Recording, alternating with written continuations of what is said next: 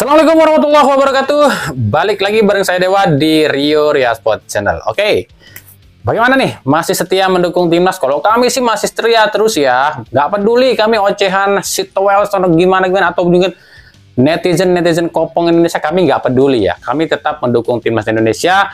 Dan kami pun berharap kalian semua sebagai Ultras Garuda, supporter timnas Indonesia masih tetap mendukung timnas kebanggaan kita ini. Apapun hasilnya, inilah doa dan dukungan kita yang menentukan. Jadi jangan pernah turunkan antusias kalian, turunkan semangat kalian untuk membela timnas atau mendukung timnas Indonesia. Nah, kali ini timnas Indonesia akan menghadapi laga yang bisa dibilang laga antara hidup dan mati juga sih. Sebab kalau di laga ini Indonesia nggak bisa meraih poin atau mungkin bahkan kalah, ya mungkin akan sedikit tertutup juga nih untuk lolos ke Piala Dunia. Bahkan mungkin untuk finish di 4 besar pun akan semakin sulit. Makanya kita jangan berhenti kasih dukungan, jangan hiraukan apa yang ada di media sosial, orang ngoceng-ngoceng, gak usah hiraukan. Yang penting fokus aja kita dukung timnas Indonesia. Kita akan coba cari tahu bagaimana persiapan kedua tim ini dan sebenarnya siapa aja sih pemain yang harus ditampilkan dan juga harusnya seperti apa sih Sintayong ini menerapkan taktik dalam melawan Arab Saudi kali ini ya.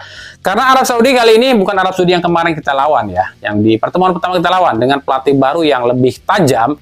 Jadi kemungkinan akan ada kejutan-kejutan yang ditampilkan oleh Arab Saudi. Nah, kejutan apa itu? Kita akan coba bahas sama-sama. Tapi seperti biasa, sebelum kita bahas semua persiapannya, tetap mendukungnya untuk channel ini agar terus berkembang dan bisa memberikan berita-berita informatif yang tentunya semoga saja bermanfaat untuk kita semua. Caranya masih sama.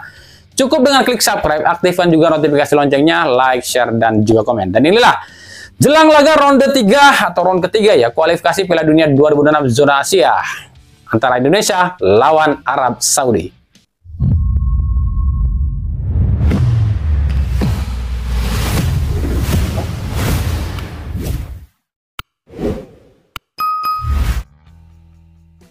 Belum juga kering, luka yang katanya menyakitkan ketika kalah lawan Jepang. Padahal buat kami dan Ultras Garuda nggak terlalu menyakitkan ya. Sebab kami udah sadar diri kalau timnas Indonesia emang beda level, beda kelas sama Jepang. Yang sakit hati itu karena mereka atau kalian ini terlalu berekspektasi yang terlalu tinggi buat timnas. Cuma karena kalian melihat timnas Indonesia ini diisi full pemain diaspora yang kata kalian harusnya lebih bagus. Padahal kami berkali-kali bilang jika kualitas pemain diaspora timnas ini adalah kualitasnya grade B dan C. Timnas Indonesia kembali akan jalani round 3 kualifikasi Piala Dunia 2026. Kali ini akan menjamu tim Timur Tengah yang di pertemuan pertama kita tahan imbang 1-1, yakni Arab Saudi. Target yang diberikan oleh Erick Thohir di laga ini adalah 3 poin alias wajib menang. Tapi tentunya ini nggak akan mudah. Selain faktor mental timnas Indonesia yang alami penurunan usai kalah terus di round 3, Arab Saudi pun datang ke Indonesia dengan full squad dan dengan pelatih baru rasa lama, Renard Hervé. Mungkin buat fans Pomo nggak kenal ya siapa Renard Hervé, sebab ya kalau fans Pomo itu ngelihatnya cuma apa ya, cuma yang senang-senangnya aja di timnas, yang ganteng-gantengnya, yang Indonesia kalau menang disorak-sorak, kalau kalah dihujat, itulah. Kalau soal siapa pelatih Arab Saudi mungkin mereka nggak terlalu kenal ya.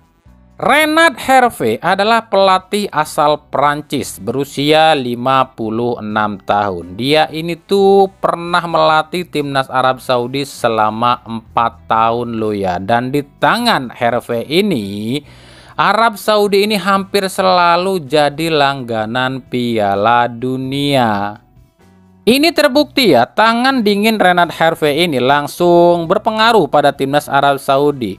Terbukti lawan Australia kemarin, mereka main di Australia tapi menguasai jalannya pertandingan dengan penguasaan bola sampai 58%. Apalagi kita tahulah Arab Saudi ini adalah wakil dari Timur Tengah, di mana negara Timur Tengah ini lagi panas dengan Indonesia. Otomatis ya, misi Arab Saudi atau motivasi Arab Saudi menjadi double nih buat mengalahkan Indonesia.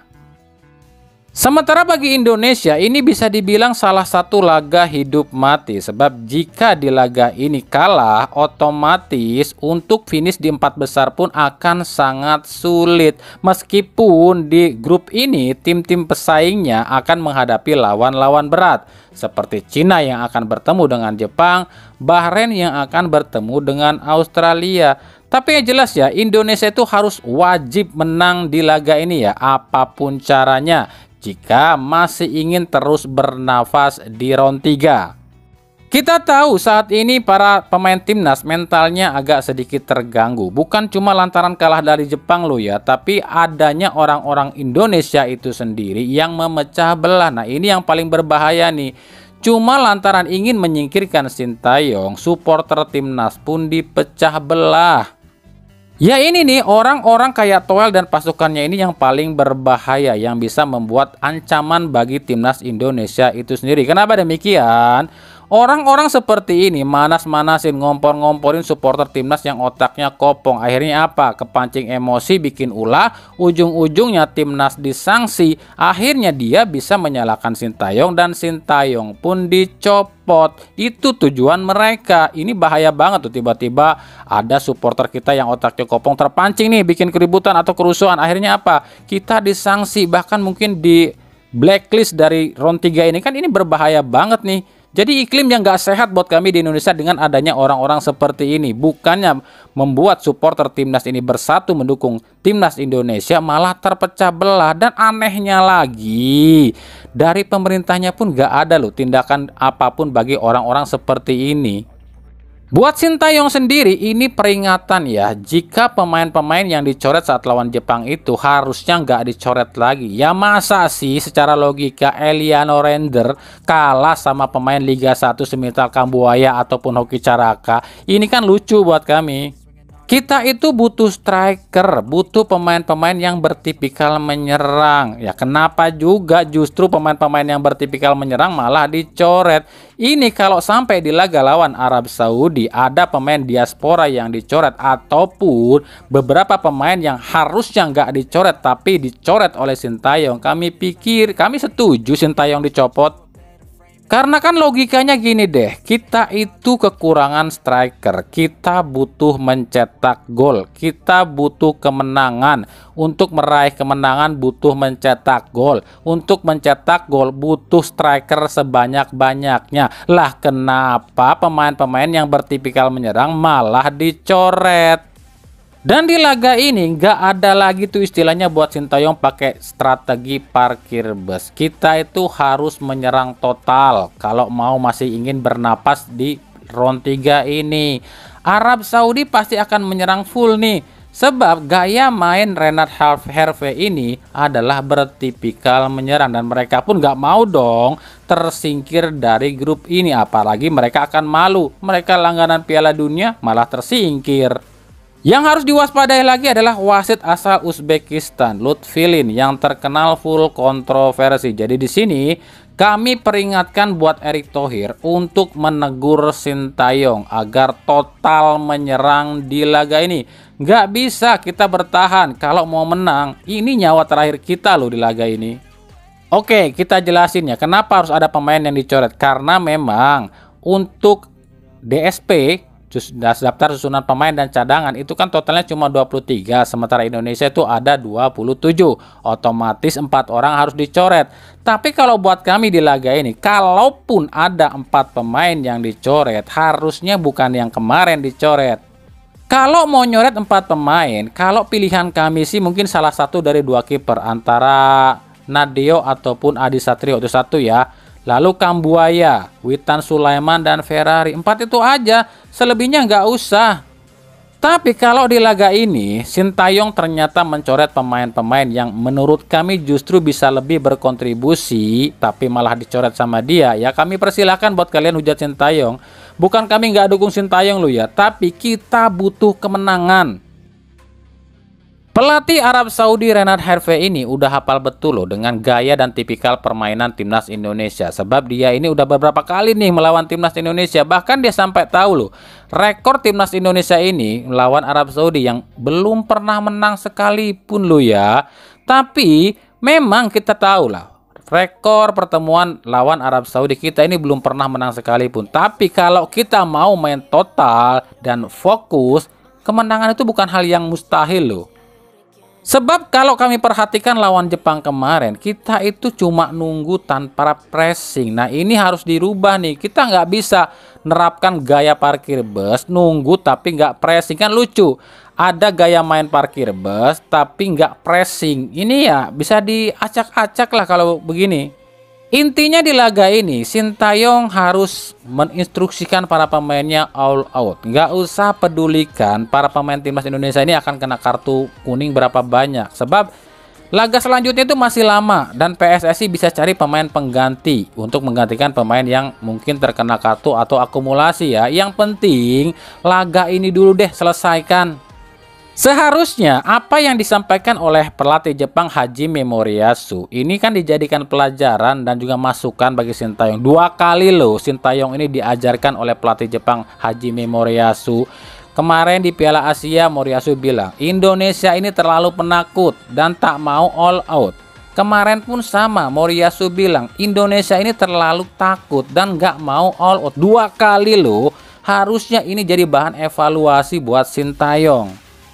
Kita lihat di laga perdana lawan Arab. Kita kemarin dilatih kandang Arab. Di kandang Arab, ini kalau pemain Arab ini di pressing, mereka kocar-kacir juga kok. Pressing ketat, jangan cuma nunggu. Ya cuma itu jalan satu-satunya.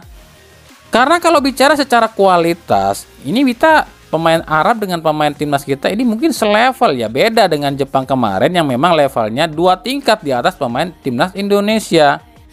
Jadi kalau kami inginnya formasi yang akan dipakai atau diturunkan di timnas Indonesia lawan Arab Saudi mungkin seperti itu. Tapi BTW ya, Kevin Dix ini diharapkan sih bisa tampil ya. Kemarin itu mungkin agak cedera, ditakutkan akan absen di laga ini ya. Kalau nggak ditampilkan ya berarti memang dia lagi cedera ya. Di bawah Mister itu atau kiper, kami tetap mempercayakan pada Martin Paes ya. Trio center back ini kalau Kevin Dix nggak main ya Rizky Ridho, Jai Ijes dan Jordi Amat. Wingback Calvin Verdong dan Sandy Walsh. Jangkarnya Ivar Jenner dan juga Tom Haye. Sisi sayap ini kami memilih Marcelino Ferdinand dan Yakob Sayuri. Sementara ujung tombak tetap Ragnar Oratmangun. Nah, mungkin kalian bertanya kenapa kami menempatkan Marcelino dan Yakob Sayuri. Sebab Lino ini kuat loh pegang bolanya dan Yakob Sayuri ini tusukannya bagus. Sementara kenapa kami memasang Jordi Amat ya, ini lagi-lagi ya kami analisa kami di laga lawan Jepang kemarin. Justin Hubner ini banyak yang kurang fokus ya, banyak hilang fokus. Dan kalau Kevin Dix ada ya Jordi nggak usah jadi cadangan aja. Tapi kalau memang Kevin Dix nggak bisa ya makanya kenapa kami memasang Jordi Amat. Sementara kalau prediksi kami timnas Arab Saudi di bawah asuhan Herve ini kan tipikalnya menyerang nih. Jadi kemungkinan seperti ini yang akan ditampilkan oleh Renat Herve ya. Kiper itu kemungkinan Alcázar. Duet center back Al Bulayi dan Al Tambakti. Back kiri Al Sahrani dan back kanan itu Al Ghanam. Terus jangkarnya mungkin cuma satu, Al Kabar. Ditopang oleh Al Juais dan juga Al Dausari. Sementara sisi sayap ini Abdul Hamid dan juga Kano nih. Dan ujung tombak Al Sehri. Laga Indonesia lawan Arab Saudi ini rencananya akan disiarkan secara langsung di RCTI Selasa 19 November 2024 mulai pukul 19.00 waktu Indonesia Barat dari Stadion Gelora Bung Karno, Senayan, Jakarta. Oke, itu tadi ya sedikit yang bisa saya bahas di jelang laga antara Indonesia lawan Arab Saudi di round 3 kualifikasi Piala Dunia 2006 zona Asia. Bagaimana jalannya pertandingan kali ini? Seperti biasa kita akan coba bedah nanti di fakta di balik laga. Dan jangan lupa juga, kami terus meminta kepada kalian 2D, doa dan dukungan buat timnas Indonesia untuk bisa meraih hasil yang terbaik di laga kali ini dan juga bisa mewujudkan mimpi kita untuk masuk ke Piala Dunia untuk pertama kali. Amin. Makanya ikuti terus berita seputar sepak bola khususnya Liga Indonesia, timnas Indonesia dan pernak-perniknya hanya di Rio Riasport. Terima kasih yang telah menyaksikan video ini dan mengunjungi channel ini. Kritik dan saran selalu kami nantikan di kolom komentar atau di media-media sosial kami yang ada di bawah ini. Oke, bravo sepak bola Indonesia, bravo timnas Indonesia. Wassalamualaikum warahmatullahi wabarakatuh.